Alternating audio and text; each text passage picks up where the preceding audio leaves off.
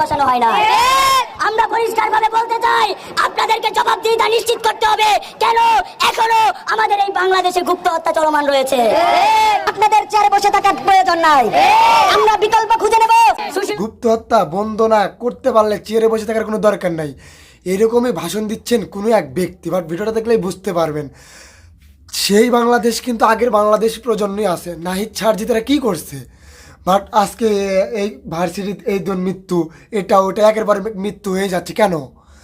বাংলাদেশকে শেখ হাসিনা পালাতক, শেখ হাসিনা পদত্যাগ চাওয়া হয়েছে, শেখ হাসিনা পদত্যাগপত্র লেটার দিয়ে গেছে, কিন্তু হাজার হাজার রক্তের প্রাণে এবং রক্তের বিনিময়ে কিন্তু এদেশ আবারও 24-এ স্বাধীন করা হয়েছে। কি মৃত্যু দেখার জন্য নাকি? বাট আপনি হয়তো ভিডিওটা শুনে কেমন জানি ভাবলেও এটাই আসল সত্য ঘটনা। কি চাচ্ছে এই ভাইটি? বাট এই ভাইয়েরই হয়তো কোনো এক ভাই মৃত্যুবরণ করেছে, তাকে কুপিয়ে মারা হয়েছে। হ্যাঁ, এরকমই কোনো ঘটনা, তাকে মারা হয়েছে। তো যাই হোক না কেন, আপনি আমার ভিডিও দেখে আতঙ্কিত এবং ভয় পেন না, কারণ আমার ভিডিওটা আজকে হবে অন্য রকমের। কি ঘটছে বাংলাদেশে আমরা না দেখে চোখ বুঝে সব সহ্য করব না? কী জন্য আমরা সহ্য করব? আমরা চেয়ারে চাই না, আমরা নেতাকর্মী চাই না, আমরা শান্ত বাংলাদেশ চাই, নিবিড়ন বাংলাদেশ চাই। এইরকমই একটা কথা বক্তব্য। পুরো ভাষণটা শুনে আপনি বুঝতে পারবেন হ্যাঁ আসলে কি বলতে চাচ্ছে এবং কি বলছে। তো চলুন যাই পুরো ভিডিওটা শুরু করি, ইনশাআল্লাহ বুঝতে পারবেন। বলতে চাই, আপনাদেরকে জবাবদিহিতা নিশ্চিত করতে হবে কেন এখনো আমাদের এই বাংলাদেশে গুপ্ত হত্যা চলমান রয়েছে। আপনাদের চেয়ারে বসে থাকার প্রয়োজন নাই, আমরা বিকল্প খুঁজে নেব। সুশীলতা দিয়ে অভ্যুত্থান হয় নাই। যারা সুশীল আছেন, ছাত্রলীগ ফিরাইলে যারা বলতেন সুশীলতা দেখাইতেন, তারা আজকে আমার ভাইকে কেন হত্যা করলো? যারা এত সুশীলতা দেখিয়েছেন তাদেরকে আজকে পরিষ্কারভাবে বলতে হবে কেন আমার ভাইকে হত্যা করা হলো। আজকে চট্টলা থেকে পরিষ্কারভাবে বলতে চাই, চট্টলা সহ বাংলাদেশের প্রত্যেকটা জায়গায় লাঠিয়াল বাহিনী তৈরি করো। এইসব সুশীলতা, এইসব প্রশাসন বাংলাদেশ খায় না।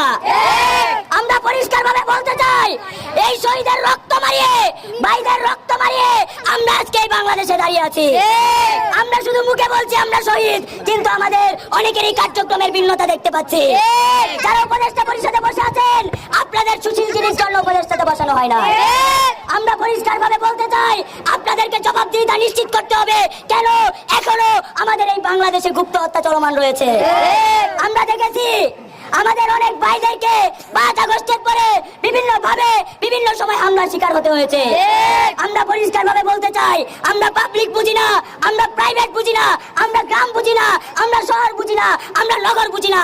আমরা বুঝি আমরা আমাদের একজন সহযোদ্ধাকে হারিয়েছি।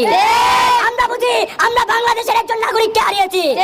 আমরা পরিষ্কারভাবে বলতে চাই, এখনো যারা প্রশাসনে বিভিন্ন জায়গায় বসে আছে এবং নীরব দর্শকের ভূমিকা পালন করছে, তাদেরকে ছাঁটাই করতে হবে। একটা 16 বছরের রেজিমকে আমরা পালিয়ে যেতে বাধ্য করতে পেরেছি। এখন যারা এখনো এই চেয়ারগুলোতে বসে থেকে নীরব দর্শকের ভূমিকা পালন করছে, যদি প্রয়োজন হয় তাদেরকেও লেজ গুটিয়ে পালিয়ে যেতে পারে। আমরা পরিষ্কারভাবে বলতে চাই, প্রশাসনের যে সকল চেয়ারে এখনো স্বৈরাচারের দূষণেরা বসে আছে, দায়িত্বশীল যারা রয়েছেন, উপদেষ্টা প্যানেলে যারা রয়েছেন, আপনারা নির্বিঘ্নে কাজ করতে পারেন, বুকের সৎ সাহস নিয়ে কাজ করতে পারেন। তাদেরকে নির্মূল করতে বাংলাদেশ আপনাদের সাথে আছে। কিন্তু আমরা এই বাংলাদেশে আর কোনো ভাইকে হারাতে চাই না। আমরা আর কোনো ভাইয়ের রক্ত দেখতে চাই না। রক্তের উপর দাঁড়িয়ে আছেন আপনারা, রক্তের উপর আপনাদের চেয়ার। তাই আমরা পরিষ্কারভাবে বলতে চাই, আপনারা হয় বিপ্লবী ভূমিকায় অবতীর্ণ হন, নয়তো বীর চট্টলা থেকে দ্বিতীয় বিপ্লবের ঘোষণা করা হবে। আমরা পরিষ্কারভাবে বলতে চাই, আগামী 24 ঘন্টার মধ্যে বাংলাদেশের যে গুপ্ত হামলাগুলো হয়েছে, গুপ্ত হত্যাগুলো হয়েছে, সেগুলোর দৃষ্টান্তমূলক শাস্তি নিশ্চিত করতে হবে। আমরা চট্টগ্রাম থেকে পরিষ্কারভাবে আপনাদেরকে জানিয়ে দিতে চাই, সুশীলতার জন্য আপনাদেরকে চেয়ার দেওয়া হয় নাই। আপনারা হয় বিপ্লবী হন, নয়তো বাংলাদেশ চালুন। আর যারা এখনো দিল্লির চাটুকারিতা করছেন, ভারতের চাটুকারিতা করছেন, মোদির চাটুকারিতা করছেন, তাদেরকে পরিষ্কারভাবে বলতে চাই, যদি দিল্লির চাটুকারিতা কেউ করে থাকেন, তাহলে বাংলাদেশে আপনাদের ঠাঁই হবে না। আমরা ইতিমধ্যে জেনেছি বিভিন্ন রাজনৈতিক দল তাদেরকে পুনর্বাসন করছে, যারা কিনা আমাদেরকে গুলি করে হত্যা করেছে। আমরা বলতে চাই, আমরা ইতিমধ্যে শহীদ হয়ে গেছি, আমাদের মৃত্যু ভয় নাই। কিন্তু যে বাজারে এখনো পুনর্বাসনের কাজে লিপ্ত রয়েছেন, তাদেরকে অবস্থান পরিষ্কার করতে হবে। প্রয়োজনে আপনাদের বিরুদ্ধে আমাদের আওয়াজ উঠবে ইনশাআল্লাহ। ইনকিলাব জিন্দাবাদ। জুলাই গণঅভ্যুত্থানে যারা সম্মুখ সারিতে থেকে যুদ্ধ করে, জীবন বাজি রেখে আত্মত্যাগ করে, জীবনের মায়া ত্যাগ করে, জীবনকে উৎসর্গ করে এই বাংলাদেশ থেকে 15-16 বছরের ব্রিটিশ সরকারকে উৎখাত করার জন্য পরিবার ছেড়েছেন, নিজের প্রিয়জন ছেড়েছেন, নিজের জীবন দিয়েছেন, তাদের খুনিদেরকে এখন পর্যন্ত গ্রেফতার করা হয় নাই।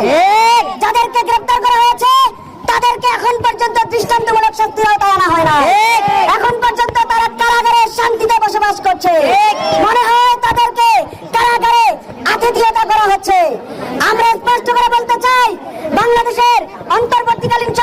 উপদেষ্টা মণ্ডলী, আপনাদেরকে আমরা শুধু বাংলাদেশের এই সব অরাজকতা দেখার জন্য আমরা বসাই নাই।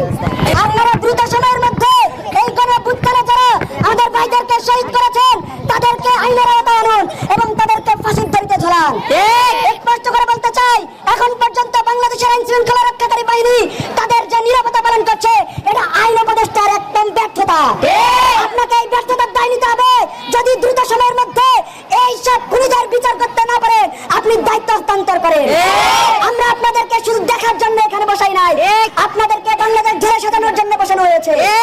আপনারা যেভাবে নীরব দর্শকের ভূমিকা পালন করছেন, মনে হয় আমাদেরকে আবারও গণ আন্দোলনের ডাক দিতে হবে, মনে হয় আমাদেরকে লাঠিয়াল বাহিনী হতে হবে, মনে হয় আমাদেরকে তিতুমির হতে হবে, মনে হয় আমাদেরকে মঙ্গল পান্ডা হতে হবে। আপনারা যদি এই গুপ্ত হত্যাকারী এবং গুপ্ত হত্যার সাথে যারা জড়িত তাদেরকে গ্রেফতার করে ফাঁসির দড়িতে ঝোলাতে না পারেন এবং সেই সব সন্ত্রাসীদেরকে দ্রুত সময়ের মধ্যে এই সমাজ থেকে, এই রাষ্ট্র থেকে উৎপাদন করতে না পারেন, তাহলে আপনাদের চেয়ারে বসে থাকার প্রয়োজন নাই। আমরা বিকল্প খুঁজে নেব। 5ই আগস্টের আগে যখন বলা হচ্ছিল এই খুনি হাসিনা দেশ থেকে পালালে বিকল্প কে হবে, আমরা বলতাম তুমি কে আমি কে। বিকল্প বিকল্প তুমি কে আমি কে। আমরা বিকল্প খুঁজে নিতে পারবো। আইন উপদেষ্টা মহোদয়, এখনো আপনি কোন কার্যকরী পদক্ষেপ নিতে পারেন নাই। আপনি দ্রুত সময়ের মধ্যে আইন শৃঙ্খলা পরিস্থিতি উন্নতি করেন, পুলিশ প্রশাসনকে। আশা করছি আপনি পুরো ভিডিওটা দেখছেন এবং বুঝছেন। ঠিক আছে, আমাদের কিন্তু এরকমই সাহস এবং দম নিয়ে কাজ করতে হবে, কোনো ভয় করতে হবে না। আমরা যেটা সত্য সেটা বলবো, ন্যায়ের পথে থাকবো। আমরা সব সময় ন্যায়ের পথে থাকবো, আসল করে যাব। কোনো সময় আমরা শত্রুকে আশ্রয় দেব না, শত্রুকে আশ্রয় দেব না। যাই হোক না কেন, পুরো ভিডিওটা আশা করছি দেখছেন। যদি ভিডিওটা ভালো লাগে থাকে অবশ্যই চ্যানেলটা সাবস্ক্রাইব করে যাবেন, বেশি বেশি করে শেয়ার করবেন এবং কমেন্ট করবেন। সবাইকে ধন্যবাদ।